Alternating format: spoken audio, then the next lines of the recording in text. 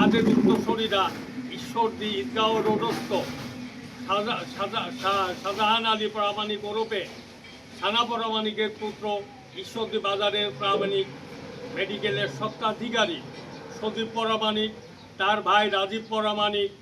মুজাহার আলী দুদু প্রামাণিকের পুত্র সেলিম প্রামাণিক, হোসেন প্রামাণিকের পুত্র জিন্না প্রামাণিক, জিন্না প্রামাণিকের কন্যা জেবা খাতুন,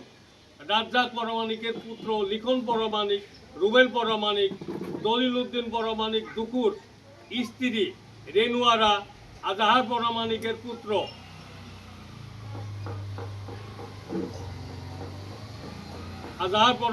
পুত্র আলম প্রামাণিকেরা বিগত আওয়ামী লীগ সরকারের সময় পৌর আওয়ামী লীগের সাধারণ সম্পাদক পৌর মেয়র ইসহাক আলী মালিথা, সাবেক এমপি নুরুজ্জামান বিশ্বাসের পুত্র দোলন বিশ্বাস, ৭ নং ওয়ার্ডের কাউন্সিলর আব্দুল লতিফ মিন্টু সহ আওয়ামী লীগের মাস্তানদের দিয়ে আমাদের জমি জবরদখলের চেষ্টা ও নানা রকমের অত্যাচার চালিয়েছে। এখন আবার ওই প্রামাণিকেরা বিএনপি সেজে কিছু বিএনপি নেতাকর্মীদের ভুল বুঝিয়ে অসত্য তথ্য দিয়ে তাদের সহযোগিতা নিয়ে আমাদের জমি জবরদখলের চেষ্টা চালাচ্ছে এবং স্থানীয় ভাড়াটিয়া সন্ত্রাসী মাস্তানদের নিয়ে আমার আবাদি ফসলি সম্পত্তির উপর গিয়ে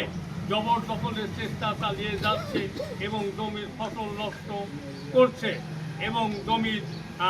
যে ধানের চারা নষ্ট করছে। আমি এবং আমার ভাইয়েরা প্রতিবাদ করলে বাড়ির উপরে 15-20টা মোটর সাইকেলে 20-30 জন 40 জন সন্ত্রাসী মাস্তানদের নিয়ে এসে প্রাণনাশের হুমকি সহ নানা রকম হুমকি দিচ্ছে এবং জমি থেকে সরে যাওয়ার জন্য হুমকি দিচ্ছে।